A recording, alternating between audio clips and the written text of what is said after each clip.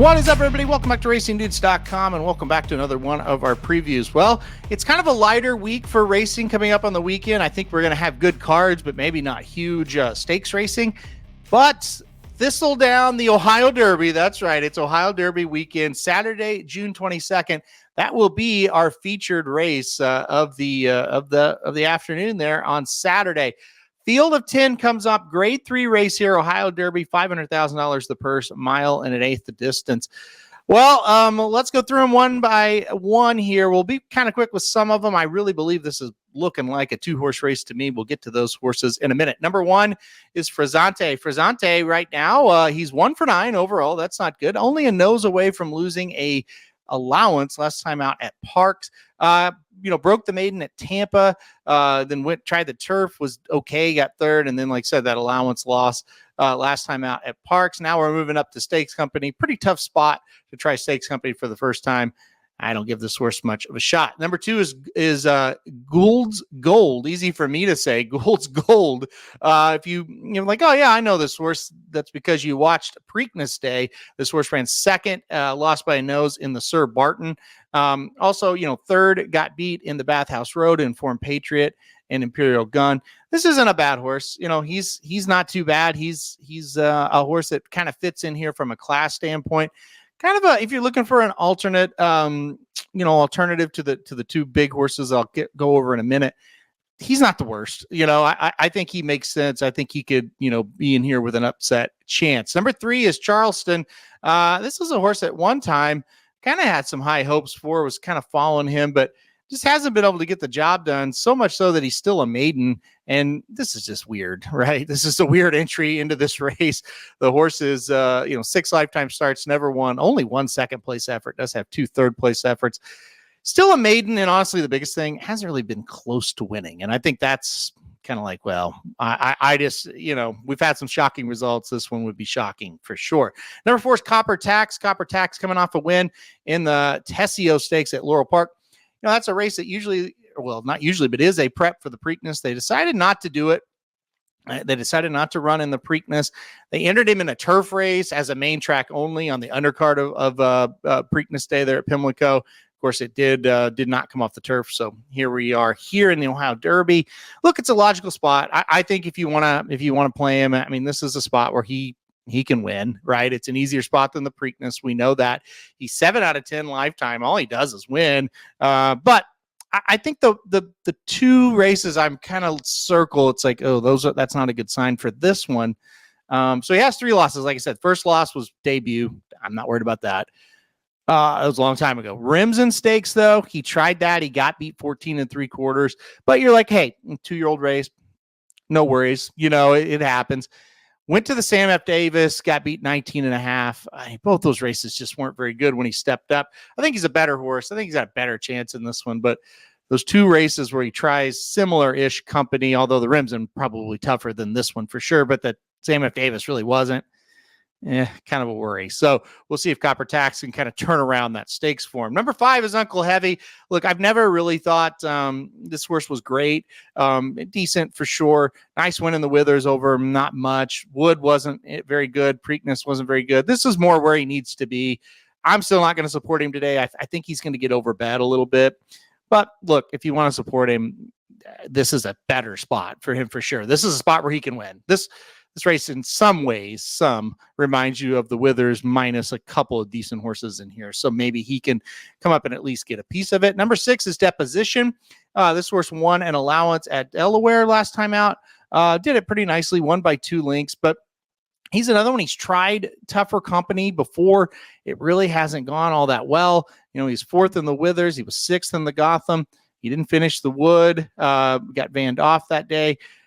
Tried to go in the Sir Barton, was 8th. So I don't have a lot of interest in him here, but it is nice to see he's coming off of a win. They dropped him. They got him a win. You'd almost like to see him kind of keep him in a logical spot. This seems like we're being a little ambitious here today, but they're going to take a shot at it. Number 7, Who's the King? This is a horse coming off of a 6th place effort at Churchill Downs in a starter allowance race. That's never good. This horse was mostly turf and synthetic for Mark Casse, and then the horse got claimed for $35,000. sent to Safi Joseph. Huge maiden win, so a big jump up in ability in that first start. The second start maybe came back down to earth a little bit. This seems like another one, just a very ambitious spot today for Who's the King. Number 8 is Catching Freedom, and look, this is not an ambitious spot for Catching Freedom. We're dropping way down in class here after taking on the toughest in the crop in the Kentucky Derby in the Preakness.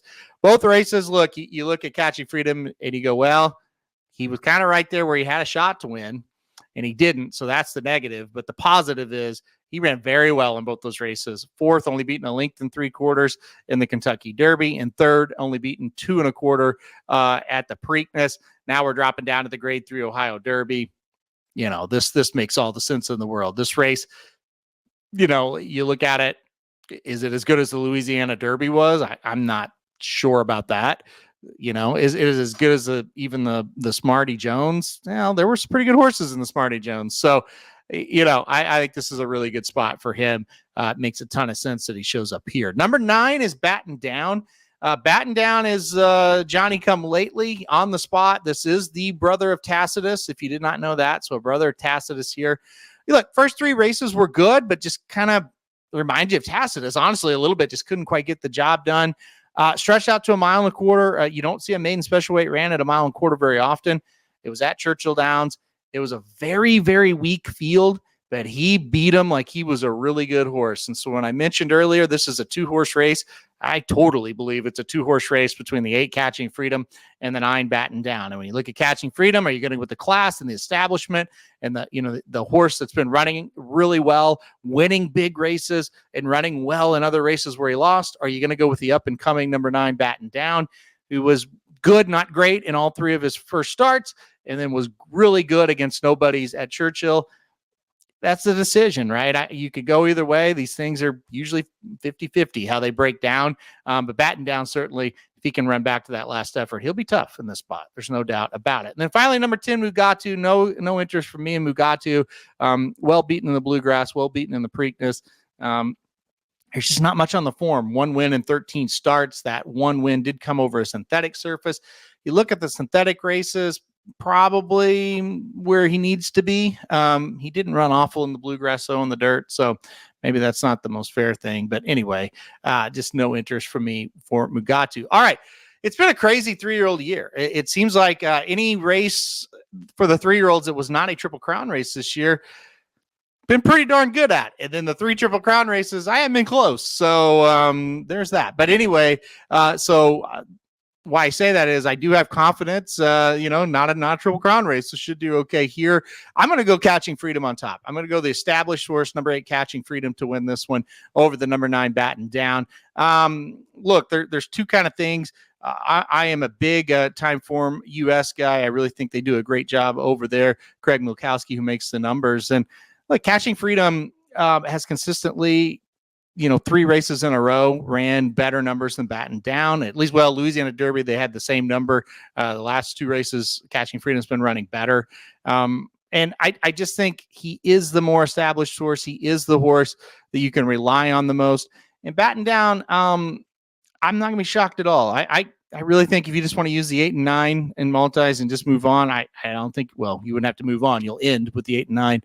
I just don't think you need anybody else, because I think Catching Freedom is clearly better than the rest of this field, except for the 9 Batten Down, who could be blossoming into something. So I think those are the 2 you want to center everything around. These other horses, if they win, I would really be surprised. But I'm going to go number 8 Catching Freedom on top. I just like the class, the establishment a little bit more. And I've kind of been saying, look, I don't think he's a Derby, Preakness, Belmont, maybe not even Haskell Travers type, but you get him in races like this, he's going to be awfully hard to beat. And I think he'll be awfully hard to beat here. So number 8, Catching Freedom on top for me. All right, guys, that'll do it for our preview. If you want free win picks, easy for me to say, for every track every day, head on over to racingdudes.com, click on the free horse racing picks, and you can get all those. If you need exactas, tries, multis, go to that products page, support the Racing Dudes by going to the products page and checking out all we've got to offer. All right, guys, thanks everybody for joining today, and we will see you next time.